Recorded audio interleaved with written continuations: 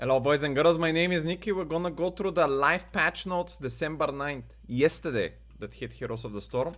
Now, they have highlighted some of the things in orange, but some of the other things they haven't highlighted in orange that have been big changes. For example, I'm just gonna scroll you here quick here. There is an entire big ARTHAS change they did that they have previously highlighted in the last PTR as a change. Because the PTR got updated, but people don't know that it got updated maybe. So what I'm gonna do here is gonna try to cover all the changes and just give you a quick summary of everything that is coming up generally on balance.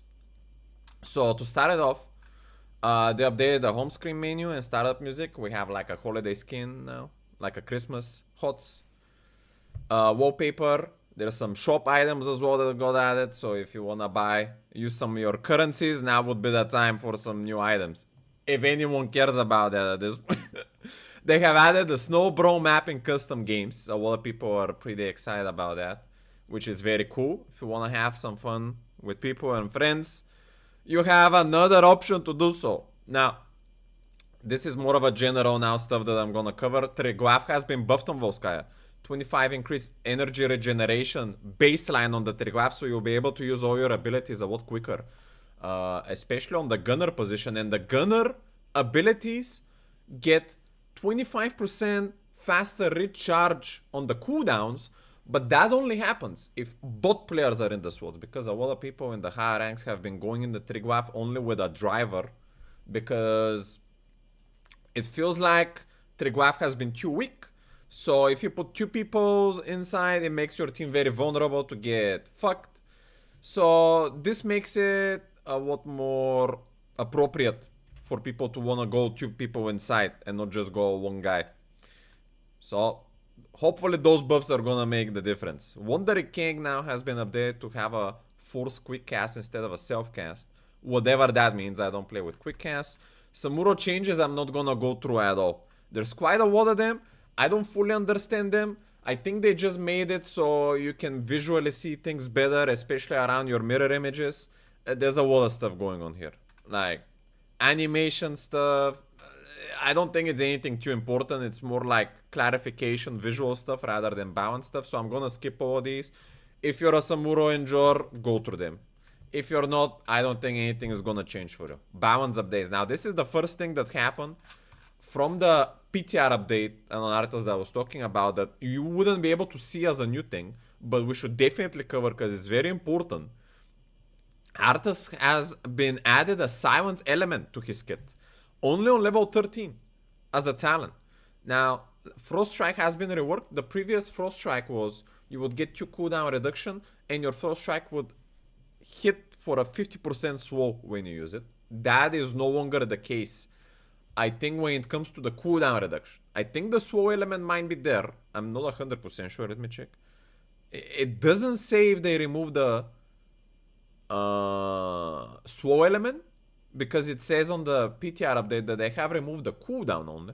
So we're gonna wait and see if that's the case. But now, on top of that, if Dead Call heals a target slowed by Frost Strike, so I'm gonna assume the slow works, there will be silence for 1 second. So this means that first you need to Frost Strike something, and then you Dead Coil it. So in that moment of slow, which I think it was 2 seconds slow, if you Dead Coil someone, they're gonna get silence for 1 second. So this sounds very good on paper, having ARTHAS 1 second silence. Pretty good versus those some of these nasty mobile heroes, like let's say Genji Zera, if you can be able to nullify their mobility. Gonna make ARTHAS a lot more CC, more of a CC tank than we expected. But the problem with this is that first, you actually need to get to melee with someone, and second, you need to spend 2 abilities, one of which is your trait, but 2 abilities in quick succession and time stuff, which sometimes might not be ideal. But this is definitely a welcome change, and we're gonna see how it's gonna play out.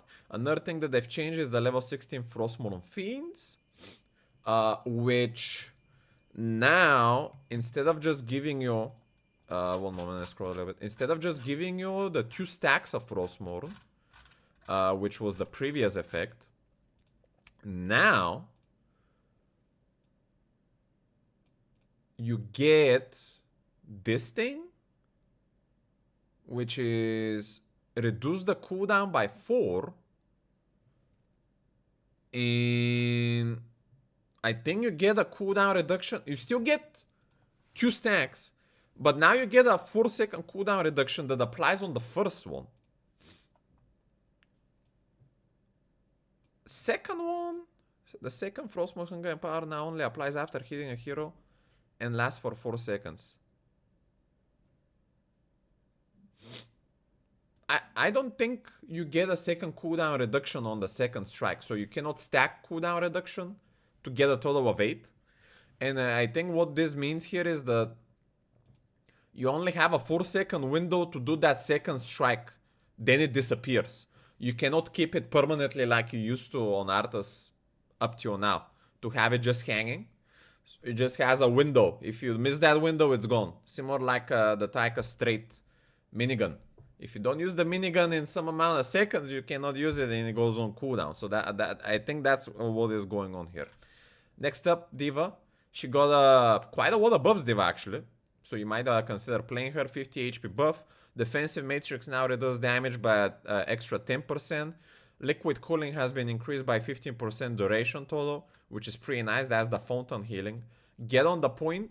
This is the level 7 talent on D.Va that allows you to go through lane a lot faster. Its movement speed duration is increased by 1 second. And the timer on which you get the cooldown reduction back for the ability, which is 100% extra cooldown reduction on your Q, now happens 1 second earlier. So this is the one that gives movement speed, I think, to you or your allies by 20% or something. Overall, this allows you to move through lanes faster. This is what that is. Bunny hop damage has been baseline improved by 8, but the crit has been reduced by 20. I think that's fine. I think every single hop doing more damage is better. Micro missiles getting buffed. I feel like micro missiles has already been decently strong, but sure, they can buff it. You can now use charges 2 seconds earlier in between, and cooldown per charge has been reduced by 1. Target walk. This is a level 13 talent that if you kept the defensive matrix on person or people for 1 second, you would reduce their, I think, armor by 15. Armor and movement speed by 25. Now what that does is that you don't need to wait 1 second. You need to wait 0.75 seconds. It happens faster. And now it refreshes itself instantly if they keep being in the matrix. It's like a quality of life changer more. The only thing they've nerfed actually is the healing from the matrix by 4. I think is fair. But another thing they buffed is the emergency shielding talent, which gives you a shield when you drop on a critical health. Now the duration of that shield is 4 extra seconds double, and you get a little bit more shield, which is very, like, D.Va buffs are pretty solid, and I think they're welcome because D.Va has been more of a like a niche hero, out of the box hero. Not many people play her, but maybe like that more people would play her, which is nice. Let's see less meta heroes. Now Greymane buff, Ward of his pack. This is an insane buff. I'm surprised they kept it. Replaces the Executioner talent. The Executioner was you deal 30% extra damage on soul rooted or stunned heroes. That has been reduced by 5. Baseline. But what happens is now that goes up to double from 25 to 50. Which didn't happen. It was just 30 if you went into wolf form. So now it's double 50 in wolf form. So if someone gets stunned and you go in wolf, you do double damage pretty much with that talent from what it used to be, which is insane. Like, this just improves Greymane's burst substantially, man. Holy moly. And generally, you can do a lot more teamfight damage in wolf form. Now, it is true that being in wolf form in extended teamfight fighting is a bit risky. Like, full melee wolf build, you kind of get punished quite a lot for it, but the risks definitely are less worrisome now with that extra damage, I'll tell you then. Rata Dianjires changes that happen here, they nerfed the rat damage quite a lot. They did rebuffed it a little bit by a small number, but I think it's still worth. What they did is now you do extra damage on that for each Valeria's brand stack you have when the target landed. So you can get 3 stacks up to 60%, so 60% of 250 kind of gets back around that number. I think that's like 125 would be 50%.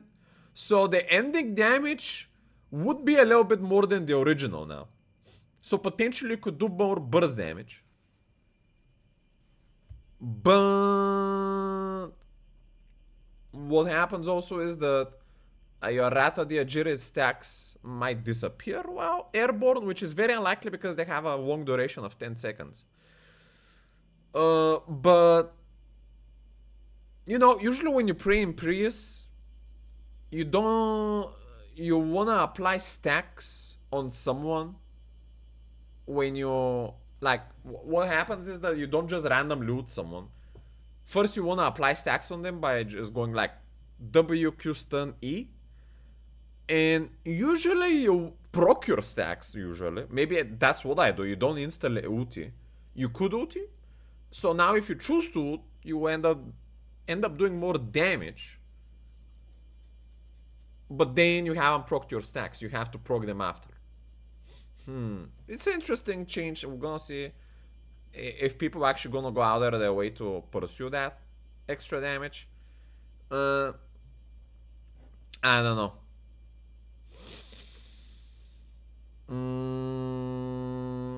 It does say that the Valorous brands no longer get removed when you launch someone in the air, but can expire if someone is in the air, which is very unlikely. I think you're in the air for a maximum of like 1-2 seconds, and the stacks are like 10-second duration, but it is what it is.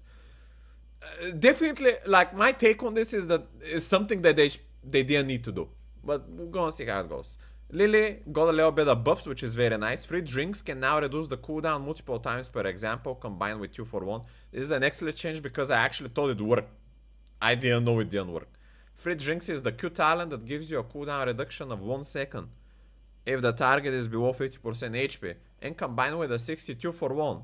If you hit 2 targets that are less than 50, you get 2-second cooldown reduction of your Q, which means you can just spam Q. It's a very nice combo build of just Q sustain. I love it. Shake it off. This is the talent that gives you 35 armor when you get stun, silenced, or rooted. Now you get a 2 extra second persist of that armor after the stun, which is excellent. More tanky Lily if you take this talent. Big medieval buff here on the level 20 Glove of Polybomb. The upgrade has been reworked. Now, not only it makes the ship bomb bigger and explodes earlier, but the target an area to apply polybomb to all enemy heroes in that area. So now polybomb is not click to point to click. Now you target an area like a Gul'dan Fear, and people explode into ship, and it activates a second time that area. Like, imagine like a Jaina circle upgrade. Guys run away in the same place. So if you do manage to chain stun them somehow, they're gonna be stuck in a perpetual perpetual shipness. That's an insane CC value on the medieval level 20 talent, which I like. Also, I think it doesn't reduce. I wonder if it reduces the. It doesn't mention, because the polymorph duration got reduced from 2 to 1 when you choose that upgrade. So that might also be the case. But then they would keep chaining as well if they stay in the wall. It's an insanely cool thing they did with me. If we're gonna see how that works out. Murky got a small buff that I don't think people are gonna keep picking that talent. The shield now regains an amount. Eggshell regains an amount of 30% of Murky's current health when Murky places a new egg. So pretty much, it's the talent that gives you your current HP 100% as shield when you come out from an egg, which no one takes. But now they made it so if you ever place an egg somewhere, which happens very rarely that you want to change your egg location, you get a 1/3 of that shield as a shield, just as an extra. I don't think this is gonna make this talent people that want to take it, man. And the last update is level 20 Demoralizing Shout. They added an extra element to it. Now you get a cooldown reduction to the Demoralizing Shout itself and the parry. This is a new change from the PTR. Parry now also gets a cooldown reduction. Are reduced by 2.5% whenever an enemy hero affected by Demoralizing Shout deals damage to a hero. That is an insane buff, man. So, Demoralizing Shout reduces damage to enemy heroes by 40% for 5 seconds. So if you go in and reduce the damage to like 3 or 5 heroes, like, and during that 5 seconds, people are dealing damage, especially imagine if it's like fast auto attacking heroes like Tychus, Tracer, Tassadar, Diva. And they're gonna give you an insane cooldown reduction back to the shout, which you can keep using. It is 40 seconds, but it potentially it can drop pretty fast in your parry. So you can pretty much become like an insane damage reductor to everyone and to yourself by using parry faster. Like, this is an insane upgrade, man. I would really like to test that. That sounds super broken. If people don't, if you get like a good shout out. Now, bug fixes. The general bug fix you need to, there's a lot of them, but the general things I'm gonna cover is that fix the issue with blocking basic attack, ignore armor. A lot of heroes have been affected by that. I'm gonna give you just one example. Like, I think Cassia is a good one. Fix the issue, cause Titan's revenge and power attacks to consume block charges. So this is the block change. So Titan revenge ignore armor. But it would also, it seems like previously it would also consume a block stack by not only ignoring it. So let's say you're a Muradin with 75 armor. The Cassia would not only go through your armor, but it would also consume the stack. Now, it would act like she's going through the armor, but you still have the stacks. You can block someone else's armor. You can block someone else's attack with that armor stack. And that counts to all these similar talents that ignore armor, like Orphea and stuff like that. They will ignore armor, but you're still gonna keep your stack. So they pretty much made stacks better. Armor stacks. Which is kinda, I mean, it's more situational, but armor stacks I feel like have been very solid talent, and now them being stronger is DMDM. There's some like orange things here, but I don't think they're very important. Another important thing I see one of the bug fixes that I did that is huge is Hanzo piercing arrows. Fixed an issue that caused Stormbolt to not hit targets in close proximity to the first target hit. To not hit targets in close proximity. Piercing arrows. To not hit. Wait, I thought they did that the opposite way. Wait, what?